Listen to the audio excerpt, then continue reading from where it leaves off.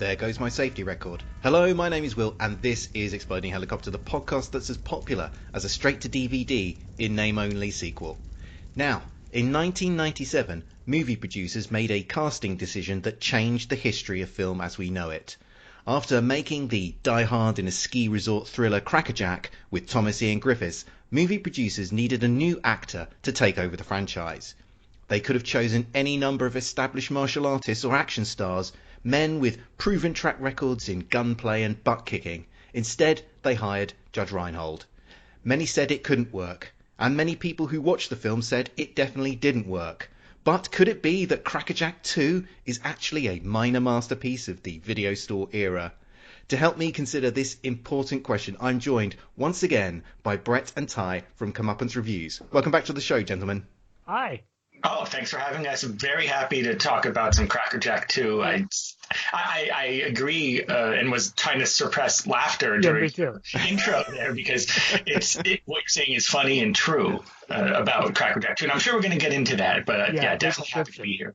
Thanks for having us back on. Yeah, well, no, it's an absolute pleasure because I know this film occupies, I think I'm right in saying, a special place in your hearts because anyone who listens to your podcast, anyone who reads the reviews on your website will have noticed the frequent side references to Crackerjack 2. So I thought if I'm going to review this film, you two are the only two people I should have on the show to do it.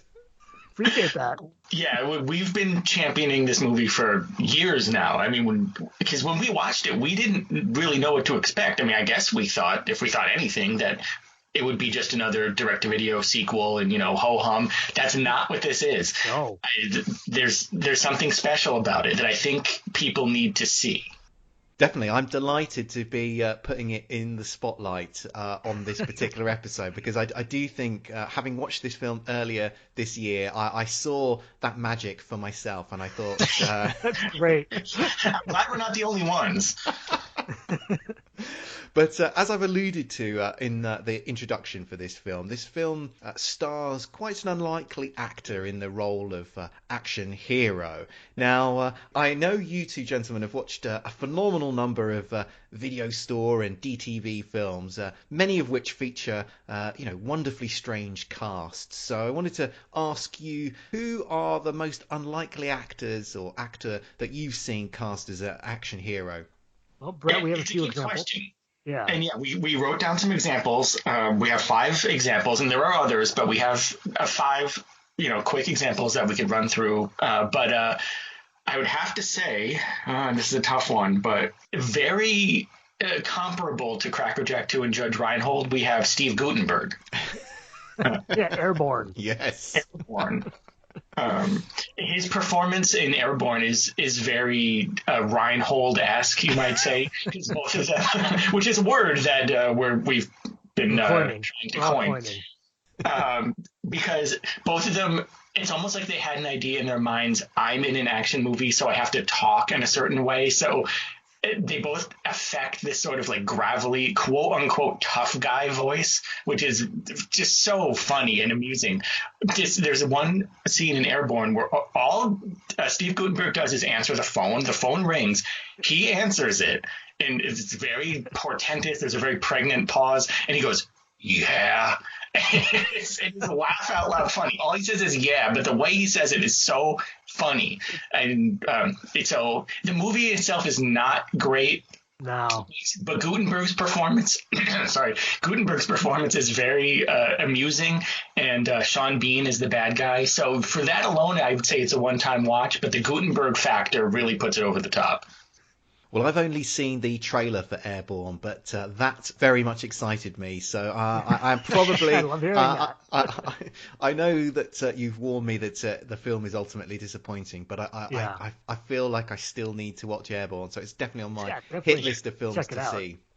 Yeah, definitely worth checking out. Don't expect a masterpiece, but if you want to see an unorthodox action star, definitely worth seeing. Well, who's next on your top 5 list? My next one that I have is, and you might find this a little hard to believe, but Art Garfunkel. Yeah, Short Fuse. Now, there's a movie called Short Fuse. Now, the cover, if you see this box art, and I encourage everyone to Google image search this box art.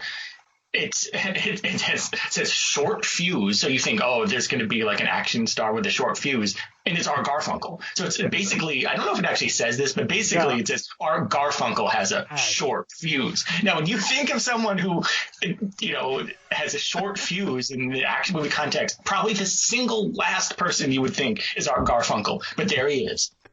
He's there on your box art, ready to have a short fuse. That film sounds an absolute hot mess.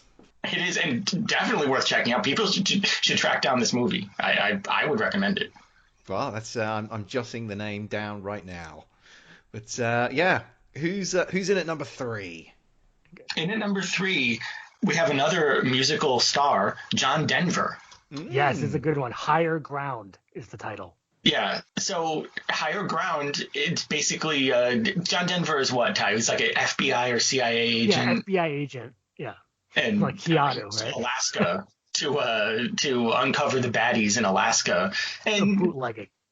Yeah, there's like bootlegging, and it's very interesting casting. I mean, John Denver, another guy not known for his aggressive tendencies, but he does kind of quasi beat people up and kind of almost shoot someone. I think it was made for TV. Yeah, so but it's as close as you're going to get to John Denver as an action star. Well, what a incredibly odd prospect that is. It makes you wonder what the people behind the scenes were thinking. But as we always say, that's the joy of these movies. I mean, that you get an unorthodox person, and it's makes these movies worth rooting out and exploring and finding. And yeah, so John Denver would be the number 3 choice. Number 4? What's number 4? I know number 5, I think. Number 4 is Don Rickles. Oh, yes, Don Rickles. No, Keaton's Cop. Keaton's Cop is an amazing movie. It's a canon movie.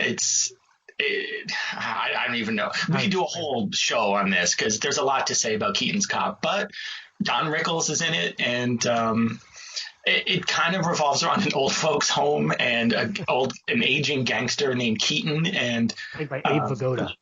Played by Abe Vigoda, and Lee Majors is on the case, and Rickles is a police officer who gets involved in certain situations. Yeah, there's some surprises. I don't want to give away too much. Yeah, but there's some surprises. You might need to. You might just want to say a few words as to who Don Rickles is, because okay. I think certainly UK listeners are probably most likely not to be conversing with him. But okay. I was worried one of these people maybe wouldn't translate from US to UK. But I figured if that happens, you would tell us. Don Rickles has passed away, but he was a very, very well-known comedian in the U.S.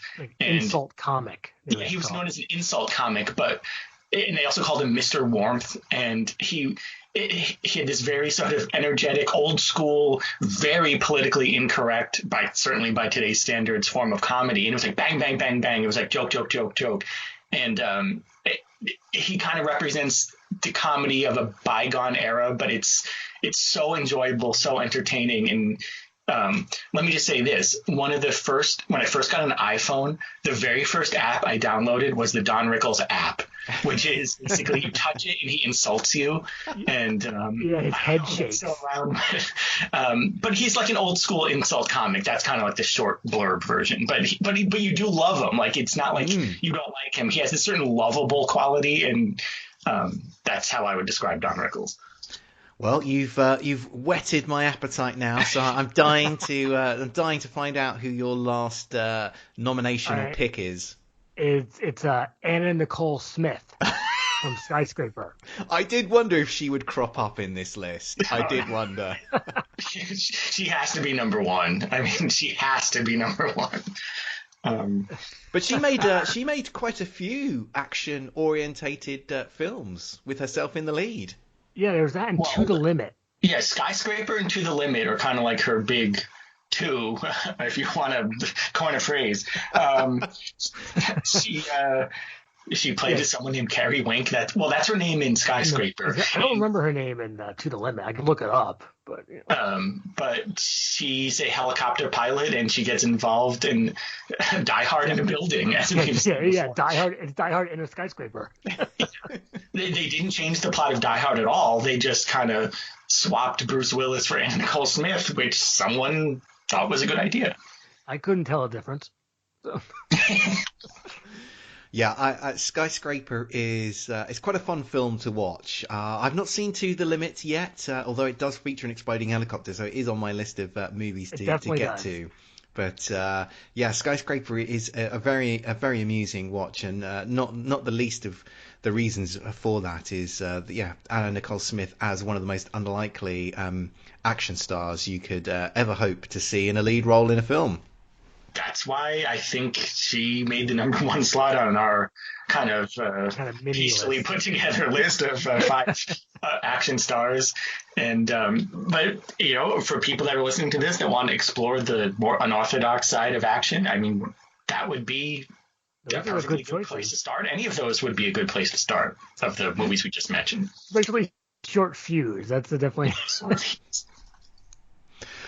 Well, I think we've set the scene very nicely for Crackerjack 2. So let's not waste any more time. Let's get stuck into that. So take it away, Trailer Man. On a cross-country train. Mr. Dolan, list of investors that you've asked for. Loaded with riches. A band of international terrorists. And what do you want from me? You have a lot of money. I want it. Have planned the ultimate high-tech heist. A kidnapping without hostages. A ransom that isn't a ransom. Perfect. But there is one thing they didn't plan on. Detective Jack Wilde. It's a blast from your past. No one gets out alive.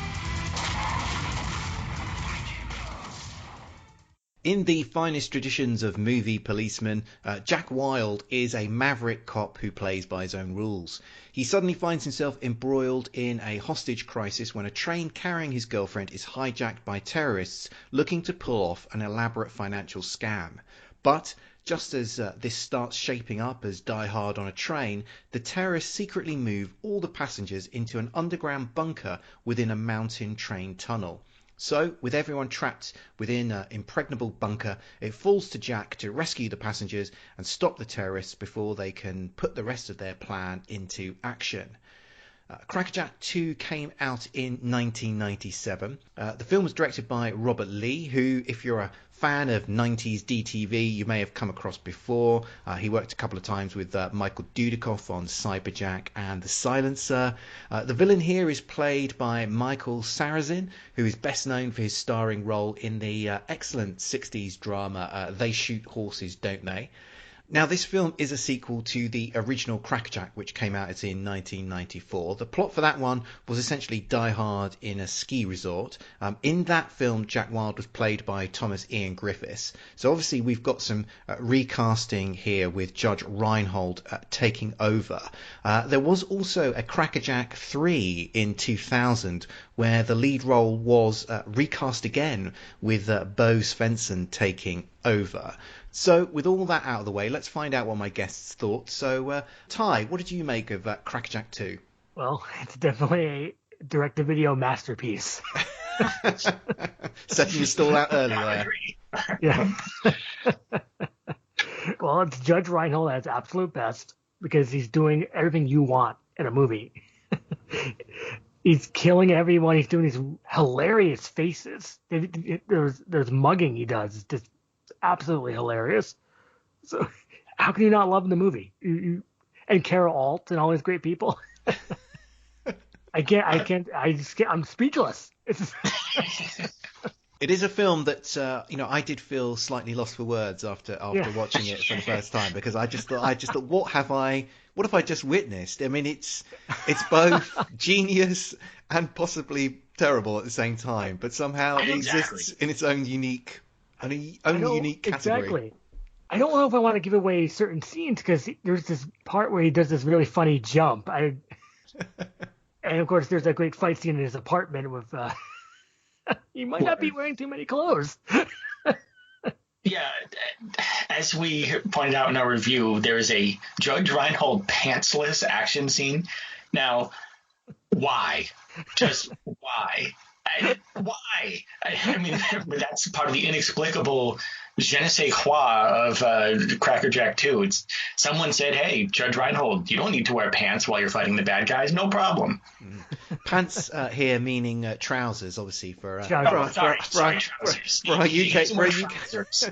Yes, but the point you're making is absolutely correct. That obviously we have Judge Reinhold in very baggy, knackered, frankly, looking Y fronts, with a physique that doesn't look particularly like an action star. It's well upholstered, shall we say? And would they say dad bod? Or they... It's definite dad bod territory, and I think he might just be. Has he also got socks on when he's doing this? I believe he does. Yeah. But yes, he engages in martial arts combat with, in a pair of Y fronts and still wearing his socks in his own apartment. Exactly. I mean, the only thing missing are those like sock garters, those things that hold up your socks. That's the only thing missing from that ensemble that he's wearing during that amazing action scene. I think we should really sort of probably dig a little bit more into Judge Reinhold in this film, because he was a famous face in the 80s, generally playing everyman type characters in a string of comedy-driven films, things like Ruthless People, Vice Versa, Fast Times at Ridgemont High. Obviously he was in the Beverly Hills Cop movies, which did have a lot of action, but his character there was essentially played for light relief. So I think by any normal standards he is unlikely casting in this film. So I mean, what do we make of this attempt to remold Judge Reinhold as an action star? About time. No, I think the filmmakers took a chance. Like I said, it's an unorthodox way of thinking, which I like. I like the out of the box thinking. Yeah, they could have gone with a more traditional choice, but they went with Judge Reinhold, and I applaud them on their unusual approach. I mean, it's not necessarily their fault that the movie, as we said in the review, is probably the funniest comedy that's not labeled a comedy that you'll ever see.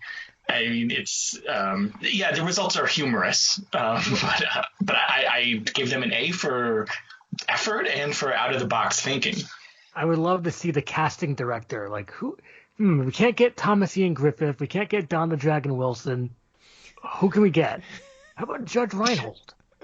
Well, and as Ty mentioned, the faces he makes, it's almost like he thought he could will himself into being an action star just by making a lot of funny faces. It's just, I mean, he bugs out his eyes, he screws up his face, he makes these crazy facial gestures, and that's part of the joy of watching it too. But it's like he thought, in order to become an action star, I had to make a bunch of faces and talk in a certain way, and of course fight without trousers. Yeah, he does. In terms of his voice, he does seem to be trying to do a particularly bad John Wayne impersonation. Yes, that's a great point. I'm going to get the terrorists. It's like or maybe like Michael Madsen a little bit. I can definitely hear that. I mean, I don't know if Reinhold would ever admit to imitating Michael Madsen, but we all want to. But he does seem, Judge Reinhold does seem to be, it's very entertaining, but he does seem to be adrift in this film, in the sense of, I don't think he seems to be playing it for comedy, but no one else is. And that just makes for a very strange dynamic within the film. Well, that sort of dissonance, excuse me, that dissonance is what makes the movie unique and worth watching. So in a lot of places, you might even call it a train wreck, and I did not do it on purpose. In this case, I think, and maybe some people would disagree with this, I don't think we will, but other people might disagree. I think it makes it work because it's just so odd that somehow you're watching it and you're entertained, and the entertainment factor pretty much never lets up. And in a lot of these Die Hard movies, the Die Hard, knockoffs, things start to flag, it's interest, comes and goes. This, you're pretty entertained the entire time. That's what we were thinking when we were watching. Like, you can't help but enjoy all 90 plus minutes of this great movie the whole time. So, I was gonna say the special, isn't in this movie there's that kind of S&M kind of lady henchwoman, right? Yes. In this one, Right. And she's dressed a bit like she's on the front cover of the Beatles' Sgt. Pepper's album. I remember that now. When you say that, because that's what S&M's all about. I know. I think that's that's all we know. So everything I know about S&M, I know from Crackerjack too. So. Well, because it's produced by Lloyd Samandel, this movie Hostage Train, and he's always, if you look up his career, he loads up all these movies with women who look like that. All these movies in these chains, and they're like in jail, white slavery. Yeah, most of his movies have to do with white slavery in some form or another, or he will have like a dominatrix type character. It's like something he does over and over and over again. And Crackerjack 1 too. There's like this kind of random nudity, and I just call that a Lloyd Samandel moment because it's completely it makes no sense. Just sneak that in, and there's some S&M character. Yeah, because that lady villain is, as we say, she's definitely has that S&M vibe because she quite clearly gets off on killing and hurting people as the film suggests, and it doesn't. It's not even terribly that subtle as we see No.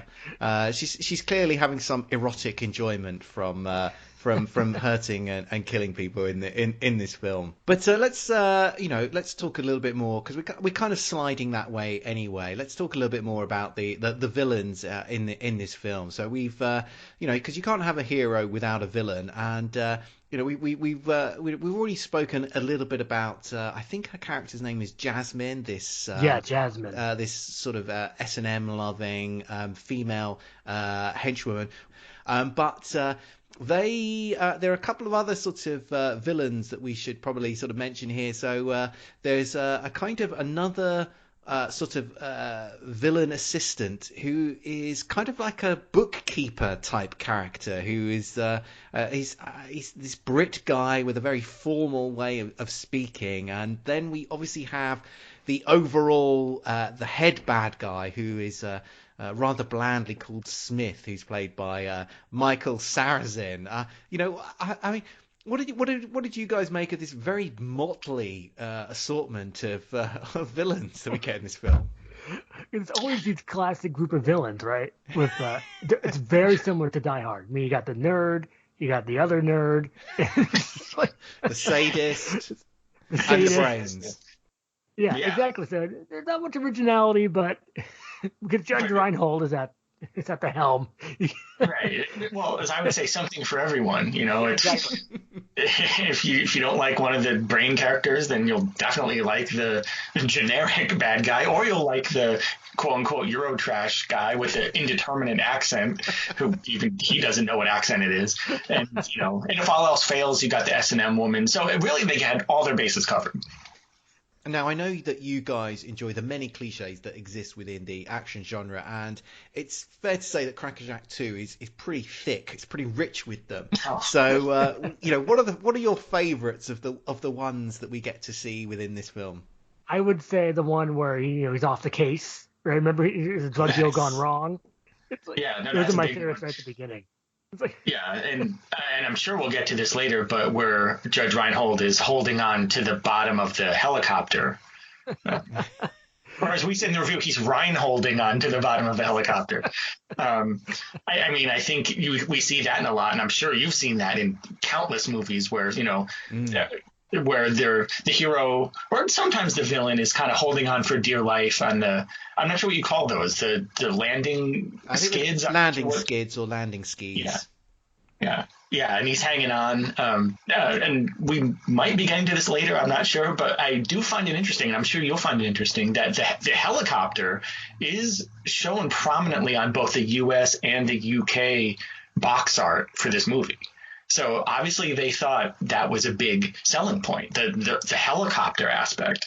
So I'm not sure if that answers your question because the movie is basically one 90-minute cliche, so it's kind of hard to parse them all out. But that's what we love about the movie. Once again, when as we say on our own podcast, when we highlight the cliches, that's not meant to be negative. We're saying what we love about the movies. So it's hard to separate each and every individual cliche out, but if I had to pick in this, it would either have to be the motley gang of baddies or the hanging onto the helicopter. I think for myself, I really enjoyed the kind of the train boss that we see in this film. So obviously we've got this train that's been taken over by terrorists, and it's it's out of control running down these tracks. And so we see this employee of the train line who's thrown into this crisis situation, and he's the stereotypical sort of shouting, yelling chief that you often get to see in these movies. And he really reminded me of, I think it's Robert Blake in Money Train. Ty, one of your favorite characterizations. I love that character in Money Train, Robert Blake. He could have his own podcast, his own show. He should just that character. Because if you remember in Money Train, Will, he's wearing this funny like kind of top hat towards the end of the movie. It's like, we will get this money train. It's like a New Year's Eve. But why is he wearing a top hat? He says every horrible thing in the book to Woody and Wesley. It's crazy. He's absolutely out of his mind in that movie. So, I love Robert Blake in that. So before we sort of wrap up the main review of Crackerjack 2, is there any parting thoughts that either of you two guys have about this film? See it right now after listening to this podcast. Well, so I guess what I would say about Crackerjack 2 is that it's an undiscovered gem. It was kind of languishing in the shadows a little bit. I mean, we've done all we can to raise the profile of the movie, but there's only so much we can do. So what I would say is see it. I believe it's on Amazon Prime right now if you have access to that.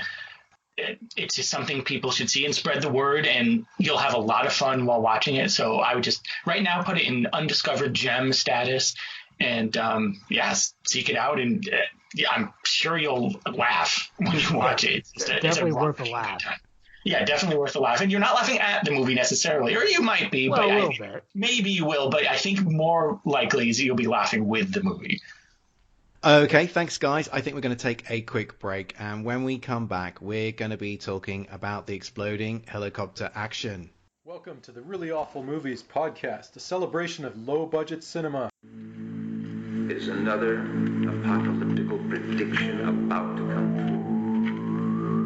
true. The winds of death will sweep across the world, and whole continents will be cast adrift in an ocean of blood.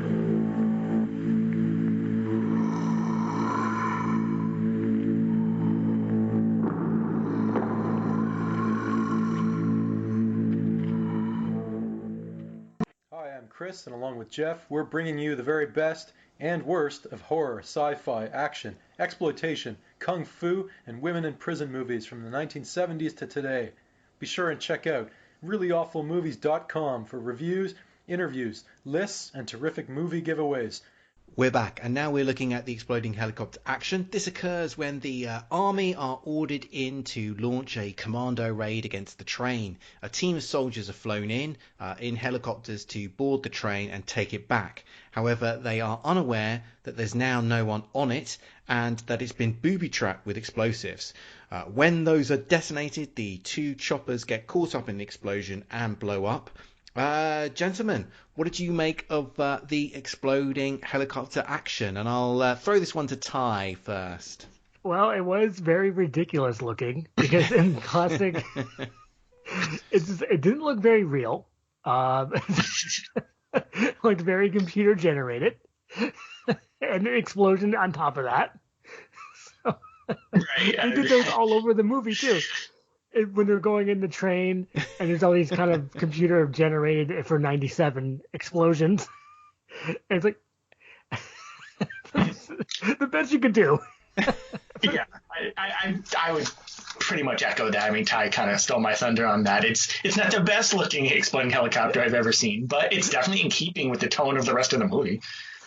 Yeah, it's definitely not. It's definitely not out of place. That's for sure. Yeah, the CGI is. I mean, to be honest, for 1997, it's just impressive that they frankly got CGI in this film at all, because it's clearly not. It's clearly not the highest budgeted film that's ever been made. So, frankly, it's just impressive that they've got any within it.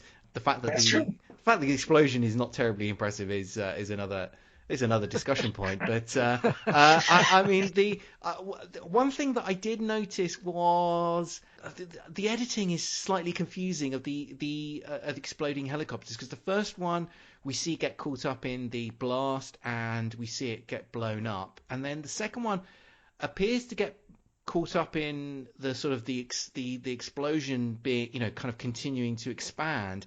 But then we cut to a shot of a helicopter falling directly downwards onto some rocks, which then blows up. So it's almost the editing almost makes it look like there's a third helicopter when there clearly isn't. But I think it's just, I don't know what they. I think it's just probably a kind of product of the fact that they weren't really quite clear what they were doing with this particular sequence, or I don't know how much CGI time they had to work with for this film.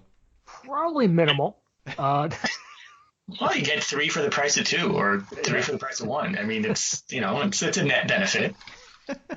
I'm certainly not complaining, that's for sure. I'm happy you're not. It's never kind of like a funny shot of like, how do I describe this? We're inside the train and it's sort of like rushing forward. It's like, it kind of looks like an artificially sort of like sped up look, and that kind of adds to the whole vibe of what we're seeing. The whole vibe of this movie is just off. Or is it on? We don't know. But for exploding helicopter fact fans, I should mention that this is not the only train-related exploding helicopter that is out there. So at the very end of the classic Blue Thunder, you get to see a helicopter being rammed by a train in that film and blown up. Also in the film Lascaux Death Train, we get to see a train ramming a helicopter there and being blown up. And we also, in the film, I think it's Super Cop 2 with Jackie Chan and Michelle Yeoh, you get to see a helicopter that has kind of crashed on top of a train, being blown up after the kind of the wreckage of the helicopter sort of hits some sort of like a sort of a metal structure that's going over the train line. So this film adds to, is part of a small but very perfectly formed group of films which feature train-related exploding helicopters. So you've witnessed a little bit of cinema history here, gentlemen. I'm happy we have. Absolutely. And on the box art, which I keep going back to, but I do think it's worth mentioning that they tried to kind of emulate that on certainly the UK box art, and I think the US DVD as well, where they have like some what looks like maybe clip art or like generic train, like a generic train, and they kind of superimposed the helicopter over it, because I think they obviously knew that was like the big moment of the movie, so they tried to recreate it for the front of the box. And also they ran out of room, so it Judge Reinhold, the name Reinhold is hyphenated for the first time ever. It's just Rein-Hold, and that's very odd to see, and probably indicating what you might see, because it's odd and offbeat. So even that alone, just that one little dash, is a little clue as to how offbeat and weird the movie is. And what's funny is that offbeat, that's a Judge Reinhold movie. Oh, I didn't even know that. Right, he's like a librarian and becomes a cop or something like that. What more do I need to know about that film? Judge Reinhold is a librarian who becomes a cop. Something like that. Are there hilarious consequences to that setup, or not? I remember a lot, yes. I was rolling in the aisles, I think. If they played it seriously, it could be like a Crackerjack too, but it's probably a comedy, right? Yes. Well, I do approve of the fact that helicopters feature prominently on the artwork for this film. I like to see helicopters prominently used to market films, but only when they actually feature heavily within the films. Nothing irritates me more than when helicopters are used just as I don't know, some sort of like visual garnish to fill in some blank space on a poster or some cover art. I disapprove strongly of that. So any film producers, studios listening, please stop doing that. It's really very irritating. I want to see, if you're going to have a helicopter on your cover art, then there needs to be a helicopter within the film. I mean, that should be kind of like one of the kind of Producers Guild regulations that exist. Yes, I agree. I agree with that for sure. That Michael Madsen movie, Supreme Sanction, right? Oh, that's right. There's a helicopter on the cover of that. Yeah, there's like some prominently placed helicopters. Yeah. But technically, there are helicopters in the movie, so they didn't cheat in that sense. But it's not what the movie's about. There's like some helicopters in the beginning, but the plot and 95% plus of the movie doesn't have to do with helicopters. But they put the helicopters kind of front and center because they kind of make it look like a helicopter-based movie, but it's really not. So that's. Yes, there are some helicopters. They didn't lie, but they did kind of fudge it. So I'm guessing you wouldn't approve of that. I wouldn't, and I actually think we might need to have some more sophisticated rules whereby, if you're the percentage of space on your poster for with helicopters needs to relate to the kind of space within the plot or the story for helicopters. So a bit like how writing credits are kind of arbitrated, with the sort of people, percentage of contribution taken into account for their credits on the film. I think there needs to be similar rules for poster and artwork design, for how much helicopters actually exist within the film and how much of a role they play on the artwork of the film. I mean, I think this stuff really needs tightening up.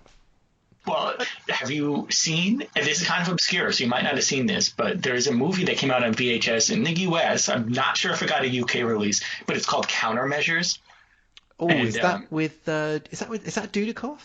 Yeah. And it actually has Monty Markham, who was kind of like an actor of a prior generation, but it's all about helicopters, and it's all about, I think that Monty Markham plays like a helicopter trainer of some sort, and he's training his guys in helicopter flight, and it's not the most exciting movie, but they're not lying when it's about the helicopters. No, it's nonstop.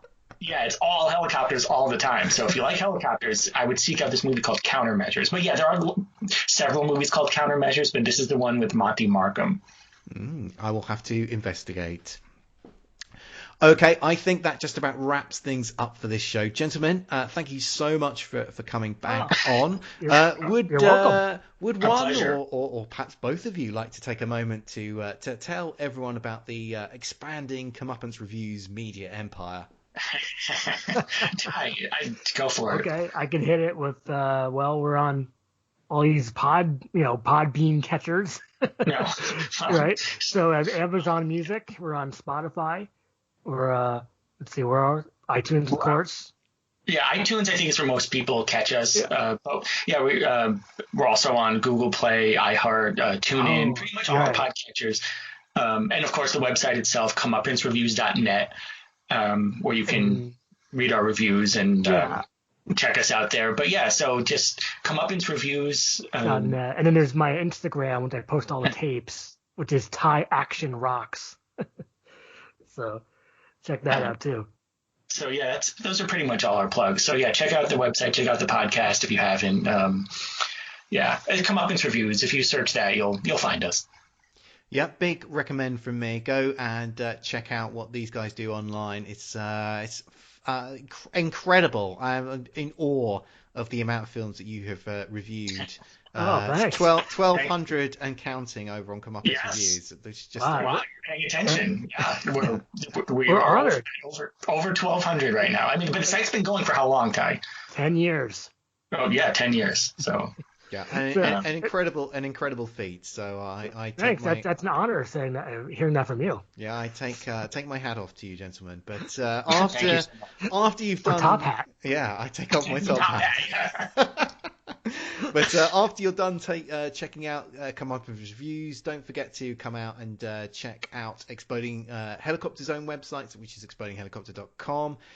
If you can help us spread the word about what we do, I'd be very grateful. I rely on word of mouth to promote Exploding Helicopters, so if you can help us out, it'd be very much appreciated. We'll be back soon, but until then, keep watching the skies for those exploding helicopters.